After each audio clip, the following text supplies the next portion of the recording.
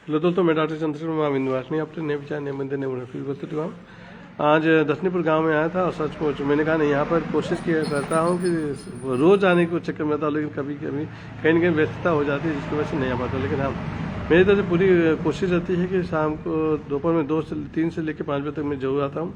और यहाँ पर जिसको भी ज़रूरत होती है वो उस समय के अनुसार मैंने कहा ना कि कौन क्या सोचता है, मैंने इस चीज़ को आज कभी नहीं सोचा। मैं क्या सोचता हूँ अपने बारे में, ये ज़रूरी होता है। तो और यहाँ पर आता हूँ और बाद में जिसको ज़रूरत होती है वो अपना आँखों जांच कराता है, साथ में चश्मे लेता है, साथ में जो अगर दिक्कतें होती है तो उसके अनुसार मैं दवाई ड्रॉप वगैरह भी देता हूँ।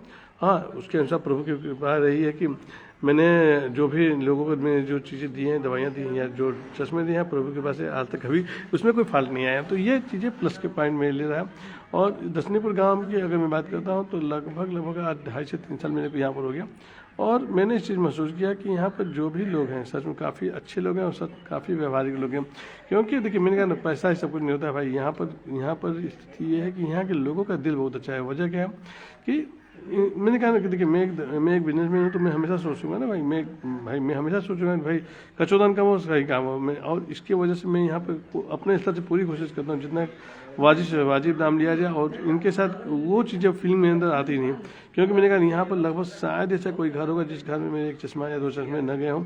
और जिसकी वजह से 2.5 से 3 साल मेरे को हो गया भाई। 2.5 से 3 साल का समय मान्य रखते हैं और एक ही सेटअप पर एक ही जगह पर बैठना, ये भी बहुत बड़ी बात हो जाती है। तो मैं हमेशा एक बात करता हूँ, देखिए आप अगर सही तरीके से काम कर रहे हैं तो वो काम आपको आगे तक लेकर जाएगा, प्लेटफॉर्म आपको आगे तक ले जाए। तो प्लेटफॉर्म बनाने की ज़रूरत है। और मैं आप लोगों के सेवा से आज लगभग मैं 3 जगहों पर बैठता हूँ। सुबह के समय में 9 से लेकर 12 बजे तक अपने यहाँ बैठता हूँ विष्णुपुरम कॉलोनी में।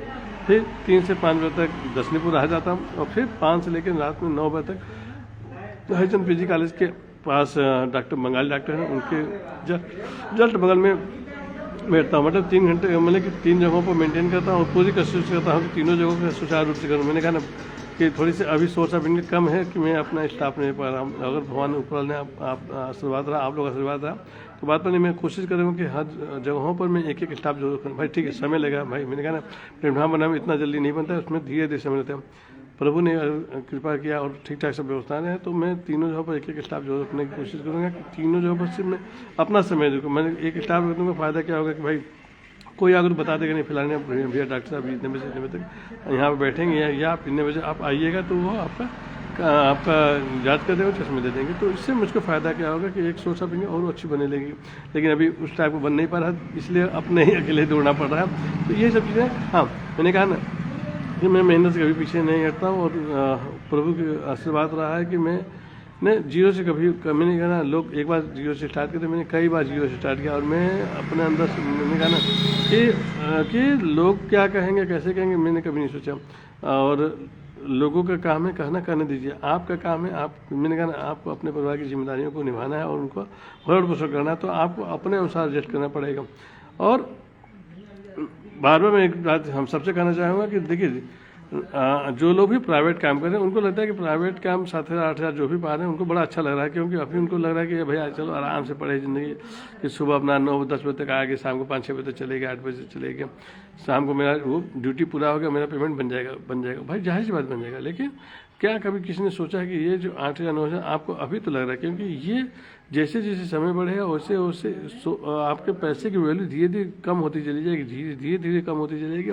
और उससे होगा क्या कि आप जहाँ के तहाँ रह जाएंगे, आप उसको बढ़ा नहीं कर पाएंगे। अभी मैंने कल की मैं बात कर रहा हूँ, कल इन लोगों से बात होने लगी तो उन्होंने कहा कि भैया हाल चाल होंगे, तो उन्होंने कहा डॉक्टर साहब मैं तो आपको पहचाना, क्योंकि आप फेसबुक पर काफ़ी एक्टिव रहते हैं। और तो मैंने कहा हाँ भैया बहुत बहुत धन्यवाद, आप कहेंगे भैया मैं आपसे जुड़ा हुआ हूँ। मैंने कहा ये भी इसके लिए बहुत बहुत धन्यवाद। तो उन्होंने कहा कि डॉक्टर साहब कुछ बताइए हमारे लिए। मैंने कहा कि अच्छा चलो ठीक है बताते हैं। मैंने कहा क्या काम करते हैं, तो उन्होंने कहा भैया मैं एक जगह काम करता हूँ, मुझको महीने का 8,000 रुपये 7,000 रुपये मुझको सैलरी मिलती है और मैं उसी से अपने घर का जीविकोपार्जन करता हूँ। तो मैंने कहा भैया कितने लोग आपके घर में, तो उन्होंने कहा भैया लगभग मान के चलिए कि 4 से 5 लोग मेरे परिवार में हैं। मतलब कि मम्मी पापा हैं, मैं हूँ, वाइफ है और 2 बच्चे हैं। मैंने कहा बहुत अच्छा है यार, कोई बात नहीं। मैंने कहा 5,000 8,000 में 7,000 में आपका व्यवस्था हो जाता है। तो कहा हाँ डॉक्टर साहब क्यों नहीं हो जाएगा, उसी तरह क्या क्या मजबूरी है उसमें एडजस्ट कर रहा हूँ। तो मैंने कहा यार कभी आपने क्या सोचा नहीं कि नहीं यार कुछ इसके अलावा भी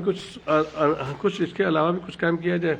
तो उन्होंने कहा डॉक्टर साहब अब क्या अलग करा जाएगा भाई, अगर कुछ अलग करूँगा तो लोग क्या कहेंगे। सबसे बड़ी बीमारी होती है कि लोग क्या कहेंगे, और इसी चक्कर में पूरा का पूरा हम लोग का जो देश है इसमें ही एकदम बर्बाद है। मैंने कहा ना सुबह नहा धोकर निकलेंगे बाइक से, जिसलिए कि भैया कितना ना इनके सोच ऑफ इनकम अच्छी होगी, और उनको लगता है कि, और उनके घर वालों को भी लगता है कि नहीं यार 8,000 महीने कमाया तो बड़ा अच्छा मेरा लड़का कर रहा है, उनको भी लगता है कि मैं बड़ा अच्छा सोर्स ऑफ इनकम कमा रहा हूँ। तो ये चीज़ें देखने में बड़ा अच्छा लगती है ना कि अपने सुबह नहा धो के एकदम राजा बाबू बन के निकले, लेकिन आपने महीने के एंड में क्या कमाया ये मायने रखते हैं। तो उन्होंने कहा डॉक्टर साहब तब बताइए जैसा कहिए। तो मैंने कहा देखा मैं कहूँगा तो बुरा लग जाएगा। तो उन्होंने कहा नहीं भैया डॉक्टर साहब बोलिए कोई दिक्कत नहीं है। तो मैंने कहा देखिए यार अगर आप चाहोगे तो 2 घंटा समय दीजिए। मैंने कहा उसने का मतलब इसमें होगा क्या, मैंने कहा देख होगा क्या, अगर बात करते हैं शाम को आप खुद बोले कि 6 बजे तक मैं खाली हो जाता हूँ। तो उन्होंने कहा हाँ डॉक्टर साहब 6 बजे खाली हो। मैंने कहा उसके बाद क्या करते हो। तो कह रहा है कि उसके बाद क्या घर जाएंगे, बीवी बच्चे हैं उनके साथ खेलता खुलता हूँ, टीवी देखता हूँ, बस इस तरह जिंदगी चल रही है।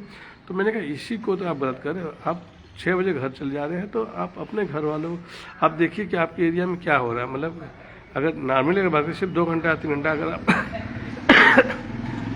आप सिर्फ गोलगप्पे का भी धंधा करें या सिर्फ चाय का भी धंधा करें, मैंने कहा ना आप 7 से लेकर 10 बजे तक आप काम कीजिए, सिर्फ गोलगप्पे का ही धंधा कीजिए, या चाट बनाने का काम कीजिए, या सब्जी लगाइए, कुछ ना कुछ आप काम कीजिए। बाद में आपको वो 8,000 रुपये भूल जाएगा कि आप 8,000 क्या कमा रहे थे। क्योंकि जब आप गोलगप्पा, मैंने कहा ना मैंने कई लोगों को देखा है भैया 3 घंटे 4 घंटा काम करते हैं और बहुत अच्छा सोर्स ऑफ इनकम कमाते हैं। अगर विश्वास न हो तो आप कभी पंडित दीनदयाल हॉस्पिटल है हम लोग के बनारस में, उसके ठीक सामने एक चुनमुन गुलप्पा वाला है, उसका आप देखें तो आपकी आत्मा खुल जाएगी। वजह क्या है कि उस गुलप्पे वाले की कहानी क्या है कि कहता है डॉक्टर साहब ये समझ लीजिए कि मैं ये जो आप ठेला पे देख रहे हैं गुलप्पे देख रहे हैं, इसकी कहानी के लगभग 2,000 गुलप्पे हैं, और मैं इन 2,000 को कैसे चुटकी बजा के बेच देता हूँ मुझको खुद पता नहीं चलता है। मैं लगभग 12:30 1 बजे तक आता हूँ और शाम को 6-7 बजते कहानी खत्म हो जाती है। मतलब 2,000 गुलप्पे वो बंदा जो है पर डे का खपा ले रहा है। और उसके साथ कहानी क्या है कि उसके भीड़ क्यों लगती है कि वो बकायदे बोर्ड पर लिखा है 10 के 7 गुलप्पे। पूरे मार्केट में पता कर लीजिए हर जगह आपको 10 के 5 मिलेंगे 6 मिलेंगे, लेकिन उसने बंदे ने क्या किया है कि वो 10 के 7 गुलप्पे देता है। वो एक गुलप्पा के लिए लोगों को भीड़ उसकी गजब की लगती है, और बाद में वो 7 बजते वो पूरे गुलप्पे बेच कर निकल लेता है।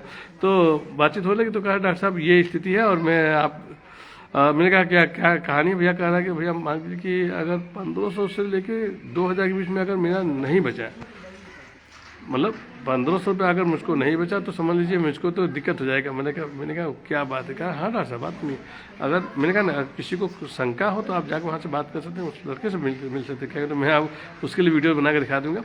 वो कहा कि डॉक्टर साहब मैं 1,500 रुपये मेरे पिता का है, मेरे बाप का है, 1,500 रुपये मेरा शुद्ध बचना ही बचना है। मैंने कहा क्या बात है। कहा हाँ डॉक्टर साहब ये स्थिति है। मैंने कहा बहुत बढ़िया है। तो कहने का मतलब ये है कि सोचिए। तो मैंने कहा कि यार तुम चाहो तो इसका ऊपर सकते हो। तो उसने कहा डॉक्टर साहब अब इतना पढ़ लिख गया और अब 8,000 आप गुलप्पा का धंधा करने के लिए कह रहे हैं, आपको शर्म नहीं आ रही। मैंने